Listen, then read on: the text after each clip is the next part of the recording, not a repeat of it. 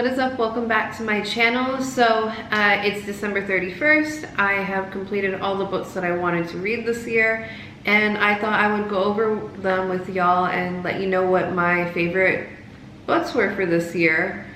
So I did read a total of 59 books, and I believe I had 15 or 16 5-star reads. So I'm just gonna go through the books in order with you by month of which ones I read that were my 5-star reads.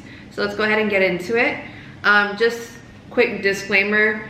So I only have 3 books, like physical books, but I did buy my Kindle back in March, and that's where the majority of my 5-star reads are going to be.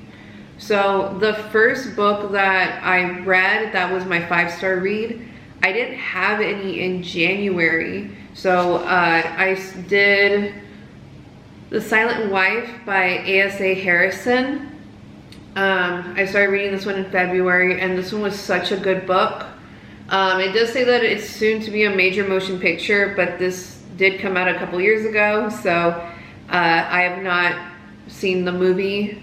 I believe there's also another book by a different author called this, The Silent Wife, so I got a little bit confused when I was buying them and ended up with this one. But this one definitely ended up being a 5-star read of mine. So this book basically just talks about a couple that's in a bad marriage, and I mean, I really can't say much of it because it kind of just gives it away, but just troubles within a marriage that lead to a very twisty ending that I was not expecting.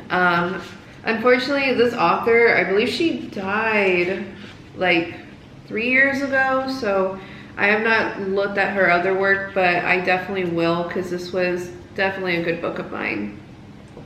My next 5-star read was Hairpin Bridge by Taylor Adams. Last year I read his book No Exit, and that was probably one of my favorite books ever, and I got to read it before all the book talk about it.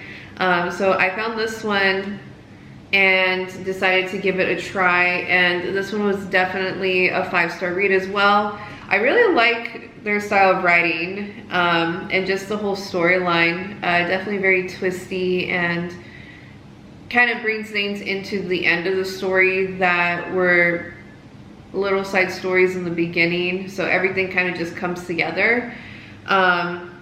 This one's basically about a girl. She is a twin, and her sister died a couple months back on Hairpin Bridge, and she just thinks it's very sketchy, very unlike what would have happened to her sister, even though her sister was more of like the troubled teen.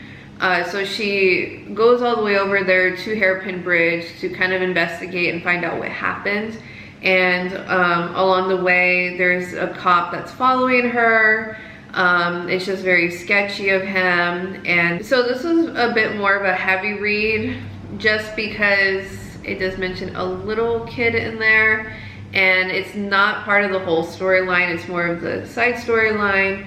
So that hurt a little bit to read, but this is definitely a very good read.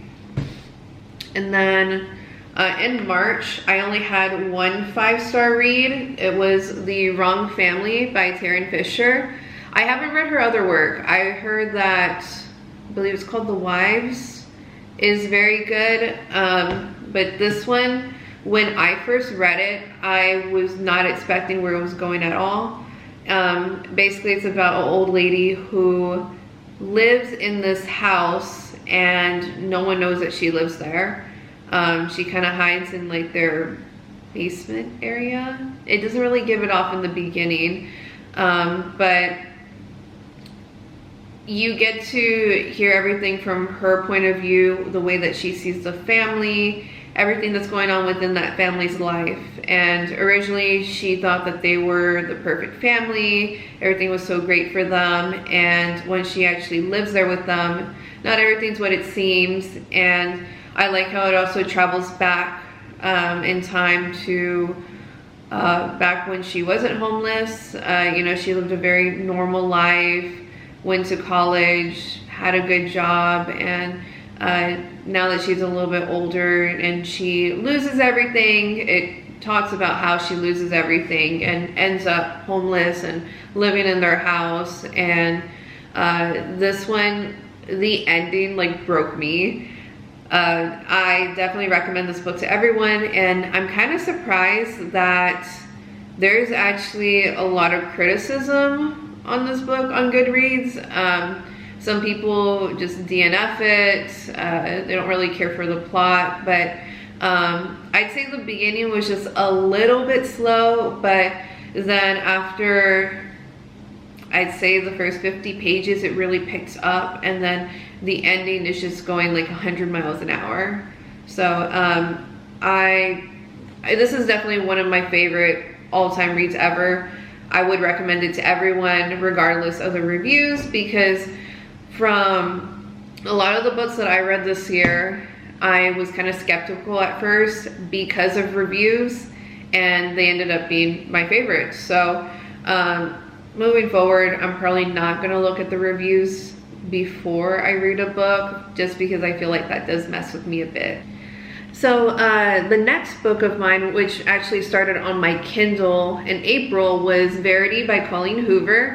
There are a lot of people that say that they don't like the book, but it's also one of the most viewed books, so to each their own. But everyone knows the plot of Verity. But if you don't know, basically there's this girl who she gets picked to write for this author, Verity, who was in a car accident. Was it a car accident? Yeah, it was a car accident. And so when she goes to the house to look at like all the notes that Verity had for her future books, so she can kind of get an idea of what to write about to keep the series going for her, she finds a diary of hers, and it's very dark. It just talks about a negative marriage, how things fall apart when they have kids, and I don't know, everything's still very up in the air with it. We will never get a definite answer about it. You don't know who like the real bad person is within the book. So I really enjoyed that one. And then I did have a second book that was a 5-star read of mine in April. It was The Push by Ashley Audrain. I hope I'm pronouncing that right. So this book is about a woman who she loses her daughter. I'm sorry, she loses her son, and everything is her oldest daughter's fault. And from the very beginning, that kid was just troubled, and it does deal with a lot of like postpartum depression, PTSD. She sounds crazy to everyone when really I don't think she is. She had every right to be the way that she was, and no one was listening to her. So that one did hurt a little, just because it does talk about children getting hurt. So I would proceed with caution with that one. But the overall storyline was very good, very in-depth, and it had just such a great ending. Like, a lot of these 5-star reads that I read were, you know, the very last sentence is what took me. So that happened with this one. I did have a third 5-star read for, I think, yeah, April was definitely my best month. So my third book was Tender as a Flesh by Agustina Bastarrica. Hope I'm pronouncing that right. But this book is such a controversial book and very hard to stomach, but I'm really glad that I read it. I can definitely imagine it being a book that teenagers will have to read in high school one day. Basically, it's about, there's a virus that went around and infected all of the animals and livestock, and with that, people could no longer eat meat. So that's when cannibalism became okay. So trigger warning, there's cannibalism in the book. People are now bred as livestock, and this whole story is through the life of a guy who actually works there. He was fairly young, but he had memory of like eating meat, eating livestock, eating and being near animals, and then just within a couple of years having to switch over to just eating humans. So I was not expecting the ending at all. That's what, you know, reeled me in.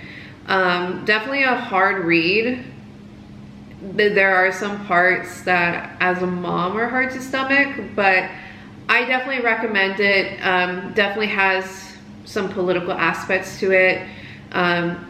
You know, one day they say something and the next you're thinking it's completely okay when we think it's wrong. So that one was definitely a good book. The next book that I had that was a 5-star read was Reminders of Him by Colleen Hoover. So with this book, I honestly think it was a 5-star read just because I could not stop crying. Yeah, that one was hard. I think I cried for half the book. Granted, most of it is the girl writing in her diary, talking to her boyfriend that had passed away and reliving the memory of what happened when they were both in an accident and he dies and she's the only one that lives. I definitely felt sorry for her, but this is like one of the better Colleen Hoover books that she's written, so I would definitely recommend that one as well, especially when you're starting off with Colleen Hoover. I feel like she kind of has more of a broad, slightly broad genre. So, you know, she's known for all of her romance novels, and I don't know, people probably try to read them for smut, but there really isn't much in there, at least from what I've seen. But this one I would definitely recommend starting off with. So now we go into May. So for May, I read Come Closer by Sarah Gran, and this one was terrifying. Like, I've read very few terrifying books in my life, and this one was definitely a hard read, but I gave it a 5-star just because of how well written it was. Basically, it's from the perspective of this woman who, her and her husband move into this house, and she starts hearing all these noises, like fingernails on the wall, things like that. She feels like she's not alone, and she very much isn't. So over time, she starts going crazy, and there's a demon that's possessing her. So it starts off with her perfectly normal, and then shows a progression of her being possessed by this demon. And it was a very good read. I'd never read something like that before. I definitely did not like reading it at night, but I absolutely love the book, and I would recommend it to anyone. My camera died, but I'm back. It's a little bit while later, so I'm gonna go through the remaining of my 5-star reads for the year. So the next one that I had in May was Life as We Knew It by Susan Beth Pfeffer? Not too sure how to pronounce her last name. So this is the Life as We Knew It series. It is 4 books long, but only the first book was my 5-star read. I read this series back when I was in, I want to say a freshman in high school, and these books gave me nightmares. They were just so terrifying. So it takes place from this girl's perspective of the world coming to an end. Basically, there is a asteroid or a meteor that hits the moon and causes it to move closer to the earth. And so when that happens, it completely makes the weather go out of whack. So you have like hurricanes, all this flooding, all these volcanoes rupturing. So really crazy things that were happening just because of this occurring. So the end of the world, apocalypse, stuff like that terrifies me. So I really liked the first book. The reason why I reread the series, not only did I love it, but I read it back when there was only 3 books, and then they came out with the 4th one, and I didn't find out about it until this year. So I went back, reread all the 3, and then read the 4th one. It progressively did not stay at 5 stars, and I think the 4th book was probably my least favorite. So I still love the first book. I would recommend reading it still, just so you get the full story of what happens. The next book that I read that was a 5-star read of mine was All Your Perfects by Colleen Hoover. I feel like this one isn't talked about as much, but this one was very good.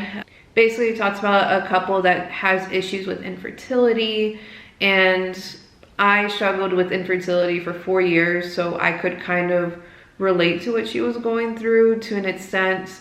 But that one was just very raw and real, and I really enjoyed the book. So if you like Colleen Hoover, but you don't like all the little, like, it ends with us, then I would recommend that one. In July, my other 5-star read was a Colleen Hoover book. It was Layla, and I did not expect it to be as disturbing as I thought it was, but I enjoyed it. Basically, it's about this couple who, I can't even give that part away because it's not mentioned. His girlfriend wakes up in a coma, and she just acts very different, and he tries to get her to go back to this bed and breakfast that they had stayed at originally when they first met, and just weird things start happening. So it was a very good book. I definitely liked the whole twists and turns of it, and I feel like there's not a lot of books like this out there, so it was definitely a different read for me, and I really enjoyed it. And then in August, I only had one 5-star read. It was Hidden Pictures by Jason Rekulek. I don't know if I'm pronouncing his name right, but this book is basically about a lady who goes to nanny for a little boy. He takes care of him for his parents, and he starts drawing all these crazy drawings, and they're quite terrifying. I did not like to read that one at night, but this is a fairly brand new book. I think it did come out this year, and it's really cool because if you reach out to the author, he'll actually send you like a signed drawing of his. I did read this on my Kindle, and it included the pictures as well, so I was glad that I at least got to see that.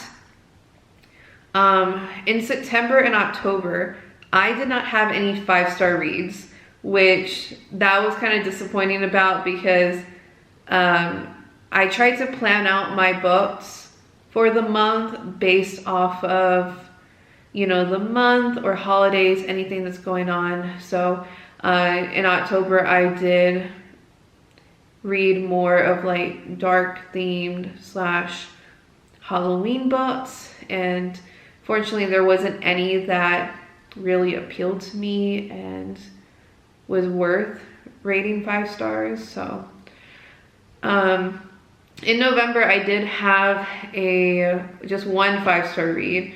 This was November 9 by Colleen Hoover. Yes, I know, again. This one was just so sad and very, very good. I recommend reading Ugly Love before you read this book, because you'll see recurring characters. with this one, every November 9th, this girl and this guy meet up, and they wait five or 6 years, I believe it was 5 years, to actually like be together, because they have this thing where she doesn't want to be held down. She feels like you don't really know what you want in life when you're in your early 20s, and she doesn't want to ruin that. So it's one of those, if it'll be, then it'll be. And yeah, I really enjoyed that one. And then in December, I did have 2 5-star reads. The first one was Rock, Paper, Scissors by Alice Feeney. And I've never read any of her books before, but I've seen very good reviews about a lot of her books. And this one is definitely a very popular one of hers. A couple goes to stay at like this Airbnb that the wife won at a raffle at work, and all this weird stuff starts happening, and they lose their dog, and they go to like celebrate their wedding anniversary, and then throughout the chapters you also get a glimpse of her diary, or I'm sorry, not a diary, but she writes these letters every single year on their wedding anniversary. And it just kind of shows the decline of their marriage, which is like very sad. But the ending I was not expecting. Not everyone is as they seem. And it's very interesting because the husband also has this disorder where like he's not blind, but his mind just doesn't recognize faces. Like he can see everything, but your face, your facial features are a blur. So that was very interesting. I don't know if that's even really a thing, but if it is, like, I just have so many questions. But yeah, that one I really enjoyed. And then the last book that I read for 2022 that was a 5-star read, which was also the last book that I read for this year, was Imaginary Friend by Stephen Chbosky. This is the same author that wrote Perks of Being a Wallflower. This book he actually wrote 20 years later after Perks of Being a Wallflower, and I saw some mixed reviews about it. The reason why I read it was because it did take place during Christmas time, so even though it wasn't really like a Christmas theme, I wanted to read the book along with the time period of it. And basically it's about this boy who he is missing for 6 days. He comes back perfectly fine and has his voice telling him that you need to build a tree house by Christmas Day or everyone in the town is going to die. And definitely took a lot of twists and turns, a lot of political / religious things that happen within the book that I just was not expecting to see. But this is by far one of the best books I've ever read, and I'm really glad that I stuck with it. Originally I was kind of like not wanting to read it just because I had seen the reviews, and then I thought the book wasn't as long as it actually was. It was 720 pages, and it did take me a while to get through it. But it made me cry at the end, which, you know, I just feel like I do a lot in all of my 5-star reads. But that one I would definitely recommend. I would even buy it in a hardcover just to like keep it on my shelf, because I genuinely loved that book. I know that with the reviews, a lot of people were saying that the plot kind of just dragged on, that it was a little bit too long, and I thoroughly enjoyed it. I liked that it was long just because I felt like, kind of like when you're watching a series, I would kind of prefer things to be a series versus a movie. You get more out of what's going on. So that is all the 5-star books that I read for 2022. I can't wait to do this again next year. Hopefully I'll have some other great books. But thank you all so much for watching, and I will see y'all in my next video. Bye.